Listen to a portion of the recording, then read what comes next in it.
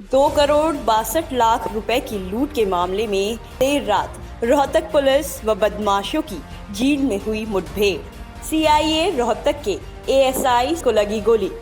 घायल अवस्था में रोहतक के निजी अस्पताल में भर्ती पुलिसकर्मी। खुद आईजी ममता सिंह ने जाना घायल का हाल। आईजी ममता सिंह का बयान, मुठभेड़ में शायद बदमाश को भी लगी है गोली। गुप्त सूचना के आधार पर पुलिस ने की थी कार्रवाई। रोहतक में 8 अप्रैल को एटीएम में कैश डालने गई कैश वैन से हुई 2,62 करोड़ रुपए की लूट के मामले में जींद में उचाना विधानसभा के गांव पालवा में बदमाशों को पकड़ने आई रोहतक सीआईए की टीम पर बदमाशों ने ताबड़तोड़ गोलियां चला दी। बदमाशों तथा पुलिस के बीच हुई मुठभेड़ में एक पुलिसकर्मी को गोली लग गई और उसे घायल अवस्था में निजी अस्पताल में भर्ती कराया गया, जहां देर रात रोहतक रेंज की आईजी ममता सिंह घायल पुलिसकर्मी का हालचाल जानने पहुंची। आईजी का कहना है कि मुठभेड़ के बाद शायद बदमाश भी घायल हुए हैं, जिनकी तलाश जारी है। रोहतक सीआईए की टीम शुक्रवार रात को उचाना गांव के पालवा में बदमाशों को पकड़ने के लिए गई थी। उसी दौरान पुलिस तथा बदमाशों के बीच मुठभेड़ हो गई, जिसमें एएसआई अमित घायल हो गया।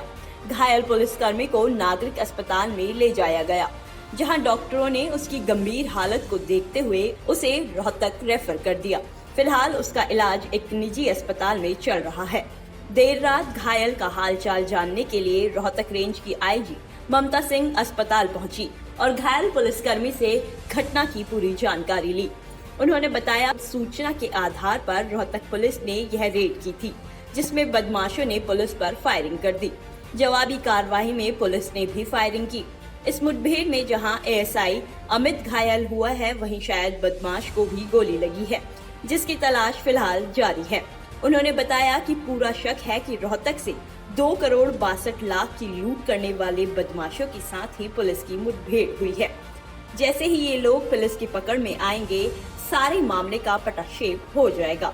ऐसा तो सर आपको ज्ञात होगा कि कुछ दिनों पहले 2,62 करोड़ के एक लूट का मामला हुआ था, जो हमारे यहाँ से लूट हुई थी। उसी संबंध में हमारी सीआईए की टीम और बाकी जिला पुलिस की टीमें बहुत ही पिछले कई दिनों से मेहनत कर रही थी। जो भी सूचना और लीड प्राप्त होती उसके आधार पर जांच करते हुए आगे बढ़ रही थी और काफ़ी हद तक हम क्लोज भी पहुँच रहे थे। उसी घटनाक्रम की उसी जांच के सिलसिले में आज हमारी टीम सीआईए की टीम उचाना गई थी, जहां पर जब सोर्स के और जो सूचना और उसके आधार पर जब एक विशेष इलाके में अपराधियों को पकड़ने के लिए जब घूम रहे थे, जांच कर रहे थे, तो एकदम से इनका चांस एनकाउंटर हुआ अपराधी से।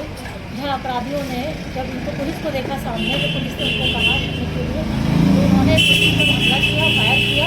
जवाबी फायर में दोनों तरफ से गोलियां चली। गोलियों में हमारे एक मुलाजिम जो है अमित कुमार, जो भी ऊपर यहाँ पर जिनका ऑपरेशन चल रहा है इस वक्त, उनको गोली चली।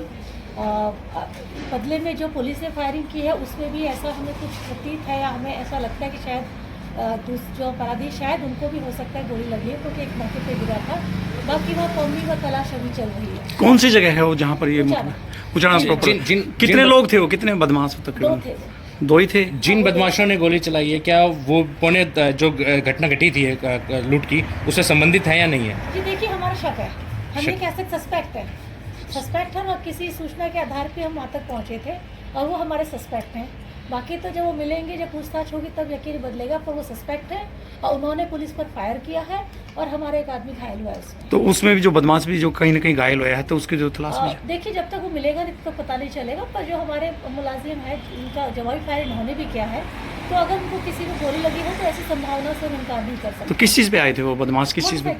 उसी मोटरसाइकिल पे? शक मतलब बेसिकली तभी तो उनको रोकने की कोशिश की गई, क्योंकि मोटरसाइकिल और उनका हुलिया काफ़ी कुछ हमारे जो वांटेड है हमारे लूट के केस में, उससे काफ़ी हद तक, यानी कहीं कह सकते हैं कि नज़दीक हैं अभी उनके, जल्दी उनको पकड़ा जाएगा। देखिए, जब तक वो पकड़ा नहीं जा रहा तब तक तो हम कर ही रहे हैं। बाकी हर दिन हमारे लिए एक नई उम्मीद लेके आता है, तो हम तो मान के चल रहे हैं, बहुत क्लोज पहुँच रहे हैं और उम्मीद है हम बहुत जल्दी इसको सॉल्व भी कर लेंगे। गौरतलब है कि 8 अप्रैल को रोहतक के सेक्टर 1 में एटीएम में पैसा डालने गई कैश वैन से बदमाश 2,62 करोड़ रुपए लूट ले गए थे। वही बदमाशों ने सिक्योरिटी गार्ड को भी गोली मार दी थी। बदमाशों के चेहरे सीसीटीवी कैमरे में भी कैद हुए थे। पुलिस ने बदमाशों पर 5 लाख रुपए का इनाम रखा है। फिलहाल इनकी तलाश जारी है।